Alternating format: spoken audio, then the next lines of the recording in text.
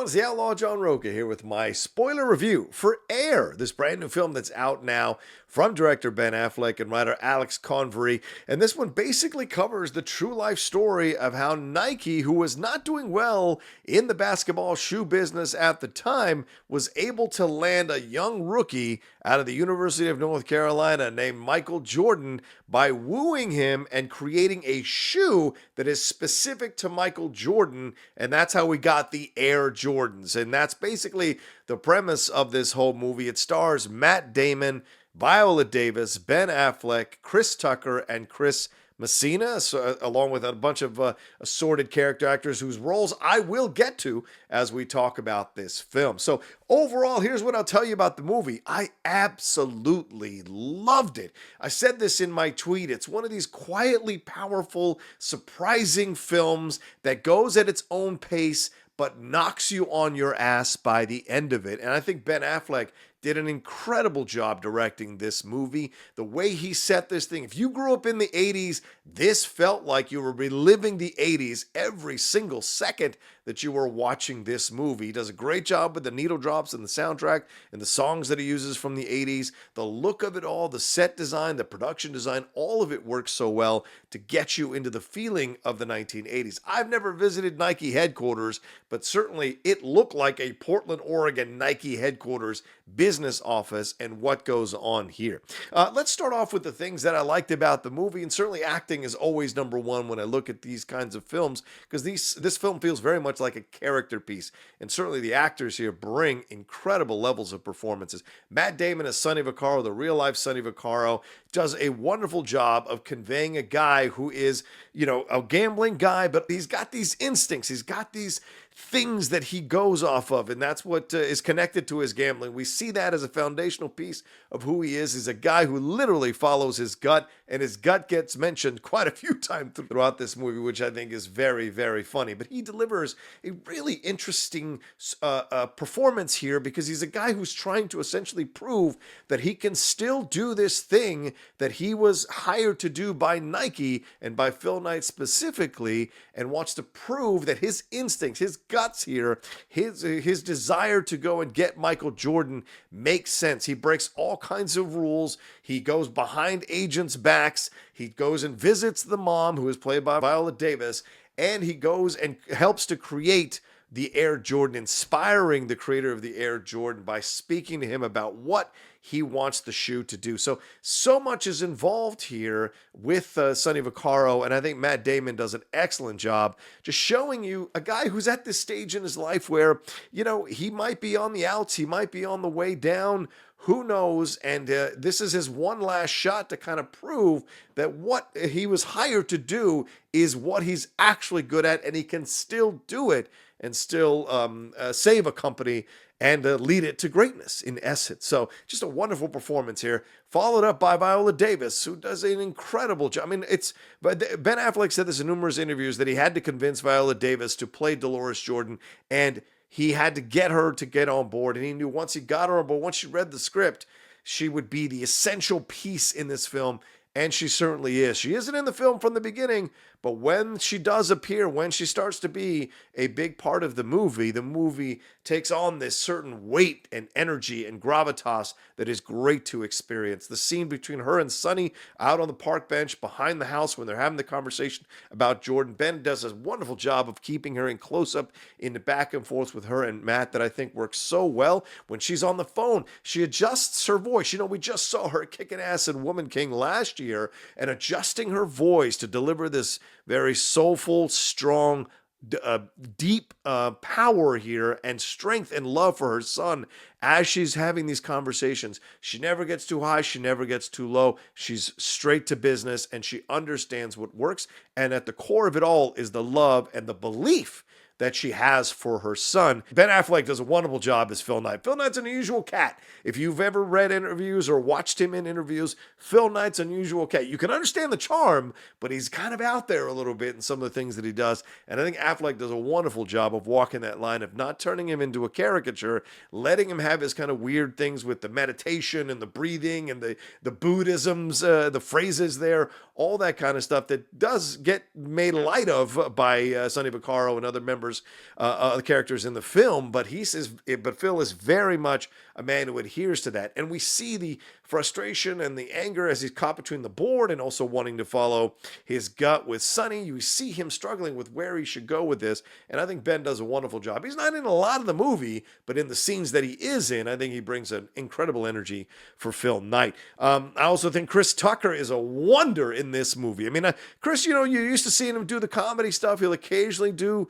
some occasional dramatic stuff, certainly as we saw him in Silver Linings Playbook, but we don't get enough Chris Tucker in our lives. And I think he does a wonderful job as Howard White here. He adjusts his voice. It's almost like a preacher approach to his essence here. And he does a great job of connecting you to Sonny because he believes in Sonny. He cares for Sonny. They have some funny back and forth at the beginning about, if you take this chance, you can't sleep in my house. There's not enough space in my, I have a 1-bedroom house. You can't sleep here. So just funny back and forth. But when he meets the Jordans at the meeting, at that critical meeting, when he's there, there's a real kind of sense of connecting tissue of the black community, talking to other members of the black community and having them call him out for being late to the meeting, I thought was a fantastic thing. Hey, you know what? The one black guy in the room and you're going to be late to the meeting. I love that you have that kind of just subtle undercurrent there in their relationships and in the way that Howard White is approaching these kinds of things and the back and forth they have about Converse versus Nike versus Adidas. All those things, you need that energy in there and that knowledge in there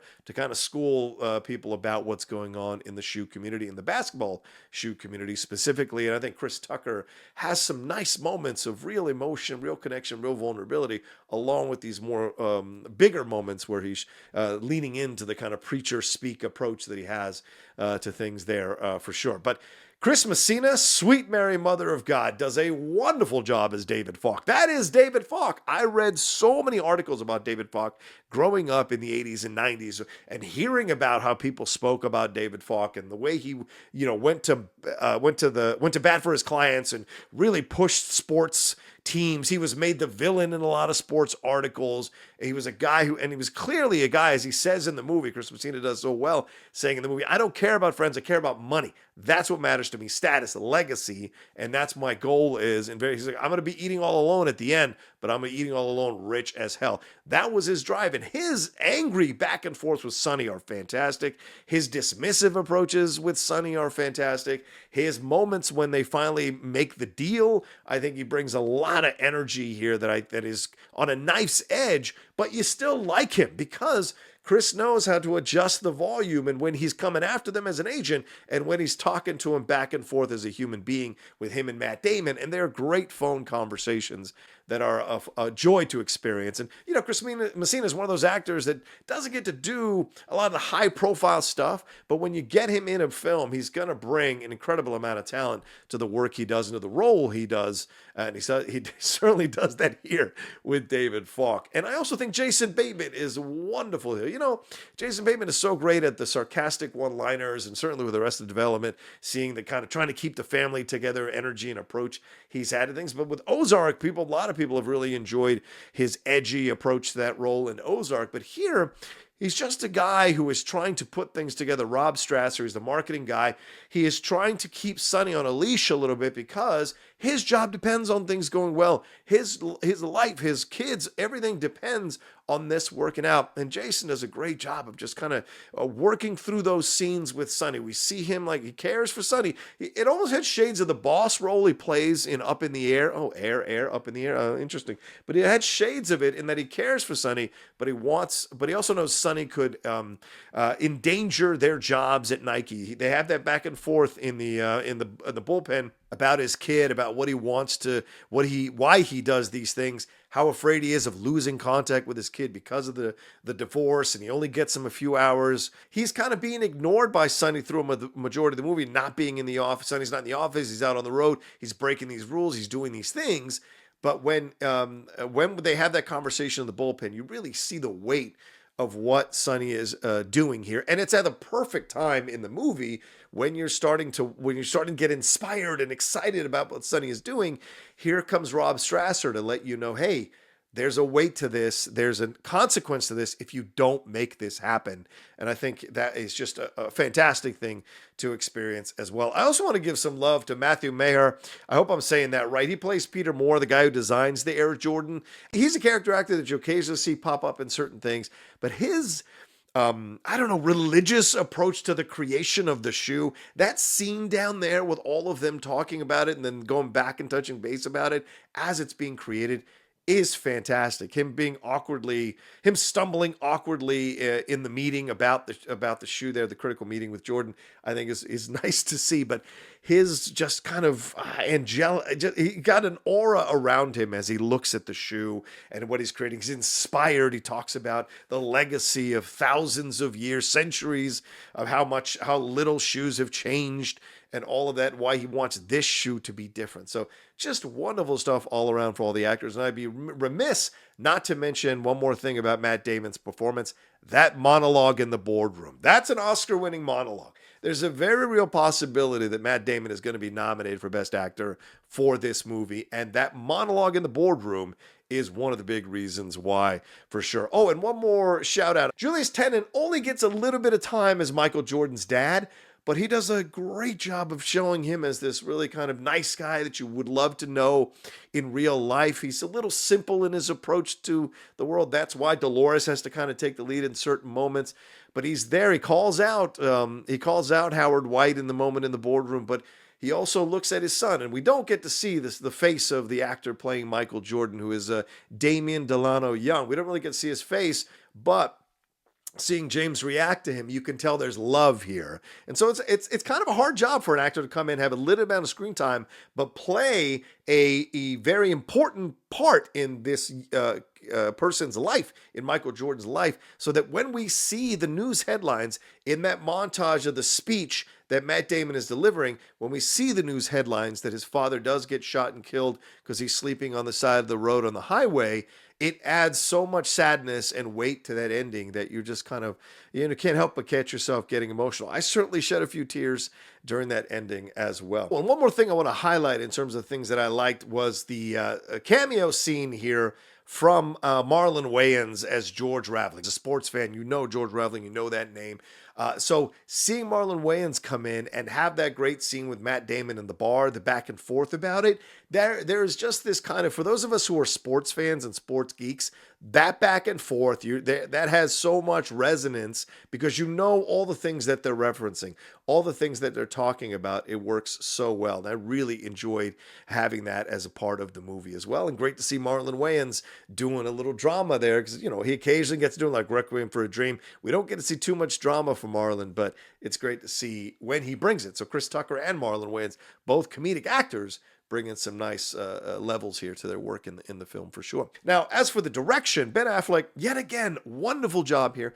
This is where Ben Affleck lives. This is where Ben Affleck needs to be. These quieter character pieces that are driven by his knowledge and understanding of how to bring out the best in these actors, how to bring out the nuance in these performances, and how to take the time to lay the groundwork for these relationships, these connections, these moments here so that we can have these bigger moments later on in the movie have weight and resonance to them. And I think he does a great job. As I mentioned, the needle drops with all the 80s music, he does a great job of that. The montages showing us stuff that's going on in the 80s, for those of us who remember it, he does a great job of conveying all of that. But the way he shoots certain scenes, as I mentioned, the scene in the back of the house there between Dolores and Sonny, just the way he shoots the scenes, sitting back a little bit, coming close when he needs to, moving around it.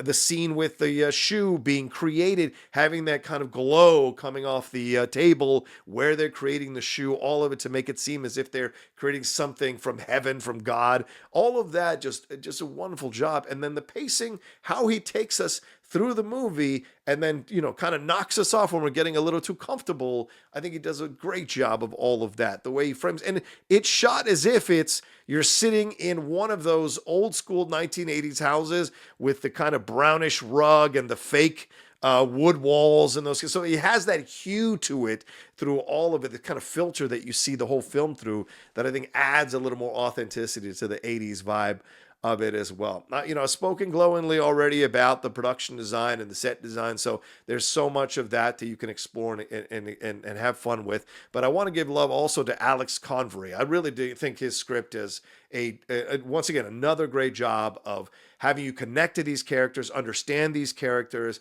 create these relationships, even the relationships that are already there.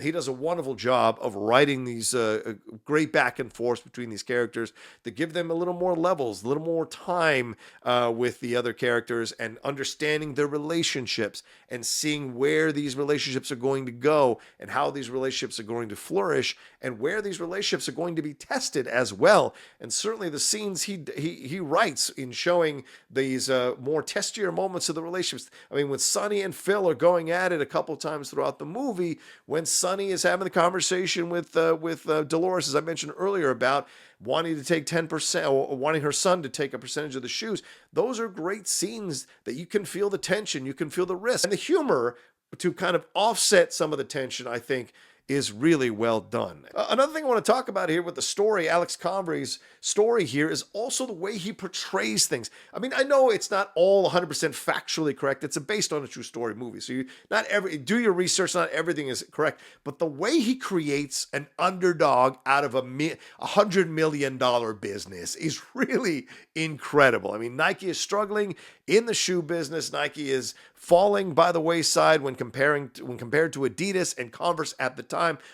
Having them go up against Adidas with Run DMC and everybody's wearing those Adidas outfits. So you set the table that although this is not a company that's all the way down, way below everybody else, but it is a company that wants to aspire to get to the next level, and the chances that you're going to have to take. Matt Damon as Sonny Vaccaro sitting there saying, well, we need more money and we're going to focus on one guy. And seeing that scene where he kind of watches the tape over again, watches Jordan and the confidence of an 18-year-old freshman wanting to take the final shot in a national championship game, just all of that to show you that these are all underdogs. Sonny is a middle-aged, slightly overweight guy. Nike is third, when it comes to Adidas and Converse. The Jordans, what do we have in Michael Jordan, a freshman he was a sophomore coming out of North Carolina, but he's coming in here as a rookie into the NBA. Do we really think he's going to change things? So there's an underdog element to all of this that I think works so well, even though you wouldn't think of Nike as an underdog because it's such a massive conglomerate. He does a great job, Alex does, with the writing here to make us feel that so that we are cheering and, getting emotional by the end of the movie when everything comes together. That's really well done. As far as the negative stuff, I really don't have much negative things. The only negative thing I can say is I wanted more time with all of these characters, so I don't really think that's a negative. That makes me feel like they did a wonderful job of making me care for these characters, making me want to see more, making me want to see more of the process. It would have been fun to see some scenes with Converse, which were some very funny stuff, or the Adidas German Nazi stuff that I thought was hilarious, but having some more of maybe casting some actors to play those roles like Magic Johnson, Larry Bird, having those back and forths, having them watch it, Charles Barkley, someone that they were considering, having a little bit of that would have been interesting to see in the film. But honestly, the film is so good, there's not much that I can criticize about it. So in the end, I give Air 4.5 cowboy hats out of 5 cowboy hats. Air is one of those ground level, perfectly paced and quietly inspirational movies that knocks you on your ass by the end of it. I never knew I could care this much about a young superstar getting his own shoe, or get this emotional over a mother fighting for her son, or a middle-aged man following his gut to greatness. But damn if I didn't shed a few tears by the end. The performances from Matt Damon and Viola Davis are absolutely fantastic, and you'll feel every moment of their respective journeys, even if they are on opposite sides for most of the movie. Chris Tucker and Chris Messina deserve special credit for what they bring to their real-life counterparts, and Ben Affleck's work here as Phil Knight, as well as his excellent direction of this movie, cements him yet again as one of our greatest stars working today. Don't wait on this one, y'all, and don't fool yourself into thinking that it's just a sports movie or a movie about a shoe getting made.